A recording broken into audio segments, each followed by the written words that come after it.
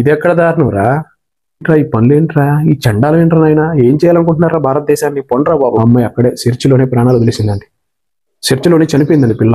8 ఏళ్ల పిల్ల భవ్యశ్రీ. వీళ్ళ మతంలో కానీ ఇలా నల్లట్ట బుక్లో కానీ ఇవన్నీ ఉన్నాయా? అసలు ఉన్నాయా అంటే ధ్వజస్తంభం అండి. ధ్వజస్తంభం అనే కాన్సెప్ట్ ఏది? శిలువలో చనిపోయారు కాబట్టి కత్తితో పొడిచి చంపేస్తే యేసుని వీళ్ళు కత్తిని వేసుకునేవారా? అందరికీ చేసారా మిత్రులారా? నేను మీ కేడిఆర్. ఈరోజు ఒక అద్భుతమైనటువంటి సాక్ష్యాలతో వీడియో అండి. ఈ వీడియో చేయడానికి ఒక ముఖ్య కారణం ఉంది. అదేంటంటే గ్రౌండ్ లెవెల్లో పోరాడుతున్నటువంటి మన హిందూ సింహాలకి కొంత సమాచారం కావాల్సి వస్తుంది. ఆ సమాచారం వాళ్ళకి దొరకట్లేదు. ఈ వీడియో ఒక మిత్రుడు కోరిక మేరకు అందించడం జరుగుతుందండి. ఎందుకంటే ఒక 2 రోజుల క్రితం ఒక పాస్టర్తోని కొంతమంది గొర్రెలతోని వాగ్వాదం చేసినటువంటి మిత్రుడు, మీదంతా కూడా కాపీ పేస్ట్ మతం, అన్నీ కూడా హిందూ ధర్మంలో ఉన్నాయే, సనాతన ధర్మంలో ఉన్న ఆచారాలనే మీరు కాపీ కొడుతున్నారు అని చెప్పి వాగ్వాదం చేసినప్పుడు వాళ్ళేమో మాది మీరు కొడుతున్నారు, మాది ఫస్ట్ నుండి ఉంది, మా బైబిల్లో అలా ఉందని ఏదో చెప్పడం ప్రయత్నం చేశారంట. అదంతా చెప్తే పెద్ద సబ్జెక్ట్ అవుతుంది. అయితే ఆ మిత్రుడు నాకు ఫోన్ చేసి, అన్న ఇలా అంటున్నారు ఏంటి మరి, కాపీ పేస్ట్ మతం అని చెప్పేసి చాలాసార్లు చూశాను, నేను చాలా వీడియోల్లో విన్నాను, కానీ నాకు సమాచారం దొరకట్లేదు, కొంచెం అందించండి అన్న అని చెప్పారు. ఆ మిత్రుడు కోరిక మేరకు చిన్న వీడియో షార్ట్ కట్లోనే ఉంటుంది, సింపుల్గా చెప్పుకుంటూ పోతాం. ఈ వీడియోలో ముందుగా ఈ ఫోటో చూడండి ఒకసారి. ఈ ఫోటోలో ఎంత చక్కగా అలంకరించారండి. పైన యేసు ఫోటో ఒకటి ఉంది, మంచిగా మల్లెపూలతో అలంకరించారన్నమాట.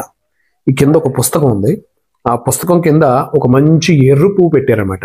తర్వాత తమలపాకు ఒక్క, ఏంటండి తమలపాకు ఒక్క, పాపం సరదాగా తాంబూలం పెట్టారు. పక్కనే ఒక దీపం పెట్టారు, మనం పూజా గదిలో పెట్టుకుంటాం కదా అలాంటి దీపం. అలాగే చక్కగా సెంటర్కే కట్ చేసినటువంటి, సెంటర్కి పగలగొట్టినటువంటి 2 చెక్కలు, అంటే చెక్కలు అంటే కొబ్బరి చెక్కలు 2 పెట్టారండి. ఈ పక్కనే చక్కటి పాయసం, ఈ పక్కనే కొంచెం నీళ్లు, దాంట్లో 3 అగరబత్తులు కూడా చక్కగా అలంకరించారు. అచ్చం మన లక్ష్మీదేవికి అలంకరిస్తాం కదా అలా. అలాగే ఆరతి కూడా ఇచ్చారండి. యాజ్ ఇట్ ఈజ్ వాడిని కూడా మనయే, నో డౌట్ అబౌట్ అనమాట. ఇప్పుడు చెప్పండి, ఎవరు కాపీ కొడుతున్నారు? అసలు వీళ్ళ మతంలో కానీ ఇలా నల్లట్ట బుక్లో కానీ ఇవన్నీ ఉన్నాయా? అసలు ఉన్నాయా? ఎప్పుడైనా తెలుగు బైబిల్లో కానీ, హిబ్రూ బైబిల్లో కానీ, ఇంగ్లీష్ బైబిల్లో కానీ, హిందీ, ఇంకెన్ని లాంగ్వేజ్లు ఉంటే అన్ని లాంగ్వేజ్లు కూడా ఎక్కడైనా ఉందా? గతంలో ఎవరైనా చేసి? ఇంకో ఫోటో చూడండి, చక్కగా యేసుని నిలబెట్టి పెట్టారు. పైనుండి కింద వరకు మన ఏడుకొండల స్వామి వారికి వేస్తారు కదా దండ, అలా వేసారండి. కింద చూడండి చక్కగా మళ్ళీ చెక్కలే, ఏంటి ఈసారి 4 చెక్కలు పగలగొట్టి, అదండి కొబ్బరి చెక్కలు పగలగొట్టి పెట్టారు, చక్కగా పెడుతున్నారు.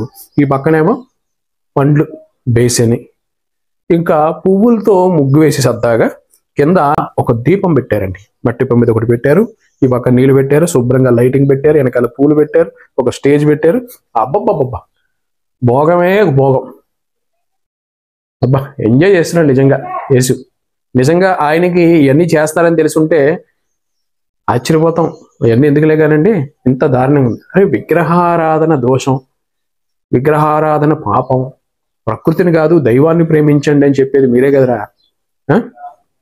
అసలు ఒక మీ క్లారిటీ ఉందేంట్రా? మాకు దైవం ఎవరో తెలుసు, ప్రకృతి ఎవరో తెలుసు, విగ్రహం ఏంటంటే తెలుసు, విగ్రహంలో ఉన్నటువంటి శక్తి ఏమిటో తెలుసు. మీకు క్లారిటీ లేదు. మీరు చెప్పేది ఒకటి, చేసేది ఒకట. ఏంట్రా ఎక్కడ చూసిన విగ్రహం? ఇది ఒక్కటే విగ్రహం కాదురా బాబు. మీరు దేశం అంతా అవసరంలా, 2 తెలుగు రాష్ట్రాల్లో గూగుల్లో సెర్చ్ చేయడం, కనీసం రోడ్డు మీద వెళ్తుంటే ఆ పక్క ఈ పక్క ఈ విగ్రహాలే కనబడుతున్నాయి. కొన్ని విగ్రహాలు పూజే కాపీ కొట్టారనుకుంటున్నారేమో. మరొక్కసారి ఈ ఫోటో కూడా చూడండి. ఇది ధ్వజస్తంభం. ఏంటంటే ధ్వజస్తంభం అండి. ధ్వజస్తంభం అనే కాన్సెప్ట్ అసలు ఈ ఎడారి మతంలో ఉందా? ఈ ఎడారి మతంలో ఎవరైనా ధ్వజస్తంభం వాడారా? ఒకసారి చూడండి ఎలాంటిది. ఇది మనది ఒరిజినల్. ఏంటండి మనది ఒరిజినల్ ధ్వజస్తంభం ఇలా ఉంటుంది. వీళ్ళ ధ్వజస్తంభం చూడండి, యాజ్ ఇట్ ఈజ్ కాపీ కొట్టేశారు, నో డౌట్. అసలు మీ బైబిల్లో కానీ, మీ చరిత్రలో కానీ ఎక్కడైనా ఉందారా బాబు ఇలాంటి? కాపీ పేస్ట్ మతం అని ఎందుకంటారు అనుకున్నావు? మీ బతికేదో మీరు బతికి సావండి. మా ఆచార సాంప్రదాయాలతో మీకు పని ఏంట్రా అంటే దానికి అలవాటు పడ్డారు ప్రజలు. దీన్ని అక్కడ క్రియేట్ చేసి ఈయన కూడా ఒక దేవుడు. ఇంకొకటి చూడండి, శుభ్రంగా డబ్బులు దండలు వేసారు.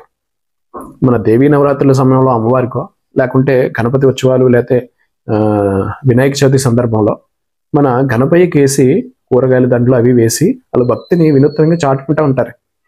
అది ఆచారంగా ఏర్పడింది. వీళ్ళకుందా అది? డబ్బులు వేయడం ఏంట్రా? ఇంక చూడండి, ఊరేగింపు అంట. ఏంటి, మనం ఊరేగింపు చేస్తాం కదా దేవుడికి, ఊరేగింపులు పెట్టుకుంటాం కదా భగవంతుడితో, భక్తుల సన్నిధిలోకి భగవంతుడు రావాలని చెప్పి ఊరేగింపులు పెట్టుకుంటాంగా. అసలు ఇలా ఆచారం ఊరేగింపు ఉందా అసలు? ఏంద్రా నాయన ఇలా తయారండి, ఎంత దారుణంగా తయారంటారా కాపీ పేస్ట్ మీరు. మళ్ళీ మీరు ఇలా చేస్తే గానీ నలుగురు అమాయకులు మతం మారరు అని చెప్పి వెళ్ళేది copy paste copy paste copy paste గొర్రె మతం అని చెప్పడానికి ఇంతకంటే ఉదాహరణ ఏం కావాలి చెప్పు? ఇలాంటి వాళ్ళేనంట పులిని చూసుకొని నక్క ఓతలు పెట్టుకుంది అంటారు కదా, అలా ఉంది. ఖాళీ చెత్తది, అది మీకు సెట్ కావు. మతం మార్చడం కోసం, ట్రాప్ కోసం వాడుతున్నారు, బాగానే ఉంది. ఇంక ఇదంతా ఒక ఎత్తు అయితే, ఇది చూడండి ఒకసారి. గుడి కట్టేశారండి బాబు, గుడి కట్టేశారు. గుడి కట్టే సేమ్ యాజ్ ఇట్ ఈజ్ మన గుళ్ళు ఎలా ఉంటాయో, గోపురాలు ఎలా ఉంటాయో అలాగే కట్టి పైన మాత్రం కలశానికి బదులు ఒక ఏంటిది చెక్కలు, అదేనండి ఇలా అడ్డంగా ఒకటి నిలువు ఒకటి పాతి పెట్టారు. యేసు గారు ఆ సిలువు మీద చనిపోయారంట, చంపబడ్డారట. అందుకని వీళ్ళందరూ కూడా ఆ సిలువుని గుళ్ళ మీద, గోపురాల మీద, మెడలో వేసుకుంటున్నారు. ఏది సిలువులో చనిపోయారు కాబట్టి. కత్తితో పొడిచి చంపేస్తే యేసుని వీళ్ళు కత్తిని వేసుకునేవారా మెడలో? గుళ్ళు మీద కత్తిని తగిలించుకునేవారా? తుపాయికితో కాల్చేస్తే ఓహో అప్పుడు తుపాయికి లేవు అనుకుంటా. సోలంతో పొడిస్తే సోలం పెట్టుకునేవారా? విషం పెట్టి చంపేస్తే? ఏంది ఇంత దారుణంగా ఉన్నారంటారు నాయన. ఒక ఆచారం లేదు, సాంప్రదాయం లేదు, పద్ధతి లేదు, పాడు లేదు. ఒకవేళ ఏమైనా ఉన్నాయంటే మీ దాంట్లో వెతుక్కొని దాన్ని ఫాలో అవ్వండి. ఈ చండాలం అంటే మాకేంటి? గుళ్ళు ఒకటా రెండే ఇలాంటివి గూగుల్లో కొట్టండి, వేల గుళ్ళు తగులుతున్నాయి. ఈ మధ్యన చర్చలన్నీ కూడా ఇలా కడుతున్నారు. మళ్ళీ దానికి వాస్తు గీస్తు అంతా మందే, పూజ పునస్కారం అంతా మందే. ఏం కారణం? ఇంతకంటే పేస్ట్ ఏం కావాలి? కాపీ పేస్ట్, అల్లం వెల్లుల్లి పేస్ట్ కాదు, కాపీ పేస్ట్. కాపీ పేస్ట్ మతం అనడానికి ఇంతకంటే సాక్ష్యం కావాలా? ఇంకొకటి చూడండి, ఇటుది శృంగార ప్రార్థన మందిరం అంట. ఏంటండి? శృంగార ప్రార్థన మందిరం అంట. ఈ సరిగ్గా కనబట్టలేదు కానీ ఎక్కడనేది వృక్షానగర, దీంట్లో చూడండి ఫోటోలో వృక్షానగర్ అంట. అలాగే వేదులపల్లి అంట. ఏంటిది? వేదులపల్లి. సరిగ్గా అసలు కలిసిపోయి ఉన్నాయి కానీ వృక్షానగర్, వేదులపల్లి. అక్కడ శృంగార ప్రార్థనా మందిరాన్ని నడిపిస్తున్నాడు. శృంగార ప్రార్థనా మందిరం ఏంట్రా చేతన? ఇది ఎక్కడ దారుణం రా? ఈ పనులు ఏంట్రా? ఈ చండాలం ఏంట్రా నాయన? ఏం చేయాలనుకుంటున్నారా భారతదేశాన్ని? పొండ్రా బాబు, పొండ్రా నాయన. ఇక్కడ వద్దురా, పొండ్రా. ఈ జెరూసలంకు ఇజ్రాయెల్కు పొండ్రా బాబు. ఓహో అక్కడ కూడా రానివారు కదా, మర్చిపోయాను. అక్కడ యేసుని మొక్కలంటండి, యేసుని ప్రార్థించారంటే యేసుని నమ్మరంట, యేసుని దెయ్యం అంటారంట. అక్కడ అదో బాధ ఉంది వీళ్ళకి పాపం. ఇంకేం చేయాలి తెలియక గొర్రెలన్నీ కలిసి సింహాలు జీవించేటువంటి మన పుణ్యభూమిలో పడ్డాయి. అందుకే ఈ మధ్యలో వేటాడుతున్నారు, మామూలు వేట కాదు. ఇలా ఉందండి వీళ్ళ పరిస్థితి. ఇంకా చివరిగా ఎందుకు రోడ్డు మీద కనబడితే చాలు ఈ మత మార్పిడి ముఠాలని హిందూ సమాజం తరిమి తరిమి కొడుతుందో మీకు చిన్న ఉదాహరణ చెప్పాలి. ఇది చదివి వినిపిస్తాను, వినండి. అయ్యో భవ్యశ్రీ, ఏపీలో పేదరికం, మూఢనమ్మకం ఓ చిన్నారి ప్రాణాలు తీశాయి. నెల్లూరుకి చెందిన లక్ష్మయ్య, లక్ష్మి దంపతుల కూతురు భవ్యశ్రీ. ఈ అమ్మాయి వయసు 8 సంవత్సరాలండి పాపం. ఈ అమ్మాయికి బ్రెయిన్ ట్యూమర్ వచ్చింది. అయితే బ్రెయిన్ ట్యూమర్తో చాలా బాధపడుతుంది. ఆ వ్యాధితో బాధపడుతుంటే డాక్టర్లు అన్నారు సర్జరీ చేయాలి, కొంత ఆ అమ్మాయికి ఉపశమనం వచ్చేసి బాగుపడే అవకాశం ఉంది అని చెప్తే వాళ్ళ దగ్గర డబ్బు లేక కొంత భయంతోనో పాస్టర్ దగ్గరికి వెళ్తే ఎలాంటి వ్యాధినైనా తీసేస్తాడు యేసయ్య, మీరు రండి అని చెప్పేసి చర్చిలోకి తీసుకెళ్ళాడు. తీసుకెళ్ళి వాళ్ళకి ఒకటి ఇచ్చాడు 40 రోజుల పాటు. అప్పుడు ఒకసారి ఆఫ్రికా ఖండంలో ఒక 50-60 మంది చచ్చిపోయారు చూసారా? పాస్టర్ గారు చంపేశారు చూసారా? ఏం తినకుండా ఉండండి మీరు స్వర్గానికి వెళ్ళిపోతారు డైరెక్ట్ అంటే వాళ్ళందరూ చచ్చిపోయారు. అలా 40 రోజులు తల్లిదండ్రుల్ని ఉపవాసం ఉంచి, వాళ్ళ ఏదైతే భవ్యశ్రీ తల్లిదండ్రుల్ని ఉపవాసం ఉంచి మోకాల ప్రార్థనలు చేయించాడండి చర్చిలో ఉపవాసం ఏమి తినకుండా ప్రార్థనలు చేపిస్తే మీ అమ్మాయి బతుకుతుందంటే ఆ అమ్మాయి మీద ప్రేమతో వీళ్ళు ఏమి తినకుండా ప్రార్థన చేశారండి. చివరికి అమ్మాయి 40 రోజులు కొట్టుకొని బాధను భరించలేక ఇబ్బంది పడుతూ నాన్న హాస్పిటల్కి తీసుకెళ్ళని అడిగే ఇది లేక ఆ అమ్మాయి అక్కడే చర్చిలోనే ప్రాణాలు వదిలేసిందండి. చర్చిలోనే చనిపోయిందండి పిల్ల. 8 ఏళ్ల పిల్ల భవ్యశ్రీ. అది పుట్టింది హిందూ ధర్మంలోనే. పిల్ల చూడండి ఎంత లక్షణంగా ఉందో, బొట్టు అయి పెట్టుకొని. ఈ పాస్టర్ల మాయ మాటలకి ఏదైనా ఇబ్బంది, ఆర్థిక ఇబ్బంది కానీ, ఆరోగ్య సమస్య కానీ వస్తే ఇలాంటి గొర్రె బ్యాచ్ అంతా ఇంటి మీద పడి అది ఇది చెప్పేసి మాయ మాటలు చెప్పి తీసుకెళ్తున్నారండి. చర్చికి తీసుకెళ్తున్నారు. వాళ్ళకి ఏదో బాగైంది అనుకోండి, దాన్ని ప్రచారం చేసేసి ఇంకో 50 మందిని మతం మారుతున్నారు. ఇలాంటి ఎన్ని జరుగుతున్నాయో తెలుసండి. 8 ఏళ్ల భవ్యశ్రీని 40 రోజులు చిత్రహింసలు పెట్టి నరక యాతన పెట్టి చంపేసిన నా కొడుకు ఎవడైతే పాస్టర్ ఉన్నాడో రోడ్డు మీద తీసుకొచ్చి తన్నొద్దండి, తన్నాలనిపించద్దండి వాళ్ళ కుటుంబానికి? చెప్పండి.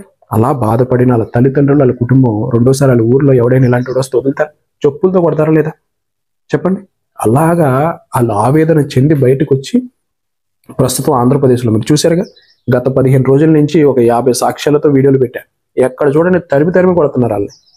ఎందుకు కొడుతున్నారు? ఈ మత మార్పిడి ముఠాలని, ఈ ఎడారి మతాలని ఎందుకు రానిత్తలేదంటే ఇలాంటి వెధవేషాలు వేసి ఎంతో మంది ప్రాణాలు తీయడమే కాకుండా, ఆర్థికంగా వాళ్ళని నాశనం చేయడమే కాకుండా, విపరీతమైనటువంటి అతిపోకడ, కాపీ పేస్ట్లో ఓ పక్కనేమో దేవీ దేవతలు తిట్టడం, ఒక పక్కన ఒక భారతదేశాన్ని మొక్కలు చేయడం అనడం, ఒక పక్క అతివాదం ఎక్కువైపోయి 50-60 సంవత్సరాల నుండి మీరు చేస్తున్నటువంటి అరాచకాలన్నీ చూసి చూసి చూసి ఒక్కసారిగా బగ్గు అని పేరేది హిందూ సమాజం. అందుకు కదండి వీళ్ళు కొడుతున్నారు. మేమేదో మోటివేషన్ చేసాం, వాళ్ళు ఏదో కొట్టేస్తున్నారని కాదు.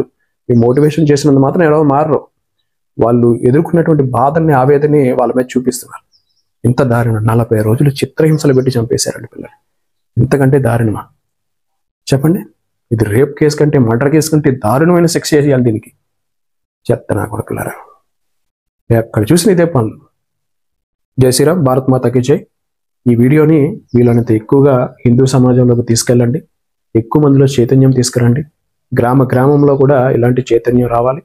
మన ధర్మాన్ని, మన దేశాన్ని రక్షించుకోవాలి, ఎడారి మతాల్ని తరిమి కొట్టాలి అన్నదే మా ఆశ, మా ఆశయం. నేను మీ కేడియర్. జై కృష్ణ ధర్మ రక్షణ, జై భారత్.